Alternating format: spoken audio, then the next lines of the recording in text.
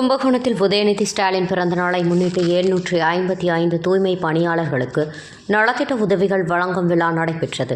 இதில் உயர்கல்வித்துறை அமைச்சர் கலந்து கொண்டு நலத்திட்ட உதவிகளை வழங்கினார். கும்பகோணத்தில் தமிழ்நாடு துணை முதல்வரும் திமுக இளைஞரணி செயலாளருமான உதயநிதி ஸ்டாலின் பிறந்த நாளை முன்னிட்டு 755 தூய்மை பணியாளர்களுக்கு மலைக்கோட், கையுறை உள்ளிட்ட நலத்திட்ட உதவிகள் வழங்கும் நிகழ்ச்சி மூர்த்தி கலையரங்கத்தில் தலைமை செயற்குழு உறுப்பினர் குட்டி தட்சிணாமூர்த்தி தலைமையில் நடைபெற்றது. இதில் மாநிலங்களவை உறுப்பினரும் மாவட்ட செயலாளருமான கல்யாணசுந்தரம், சட்டமன்ற உறுப்பினர் அன்பழகன், முன்னாள் மயிலாடுதுறை நாடாளுமன்ற உறுப்பினர் ராமலிங்கம், மாநகராட்சி துணை மேயர் தமிழழகன், மாவட்ட அவைத்தலைவர் நசீர் முகமது, மாநகர அவைத்தலைவர் வாசுதேவன், திருப்பனந்தாள் ஒன்றிய துணை பெரும் தலைவர் அண்ணாதுரை, இளைஞரணி மாநகர துணை அமைப்பாளர் வெங்கடேஷ் மற்றும் நிர்வாகிகள், பொறுப்பாளர்கள், மாமன்ற உறுப்பினர்கள் உள்ளிட்ட ஏராளமானோர் கலந்து கொண்டனர்.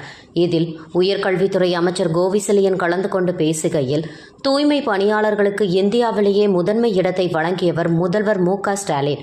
தொடர்ந்து பல்வேறு நலத்திட்ட உதவிகளை வழங்குகிறார். கடவுளை விட மேலானவர்கள் தூய்மை பணியாளர்கள். கொட்டும் மழையிலும் தூய்மை பணியில் ஈடுபட்டு வருகிற தூய்மை பணியாளர்களுக்கு இந்த உதவிகளை வழங்குவதில் பெருமைப்படுகிறேன் என்று தெரிவித்தார். தொடர்ந்து 755 தூய்மை பணியாளர்களுக்கு நலத்திட்ட உதவிகளை வழங்கினார்.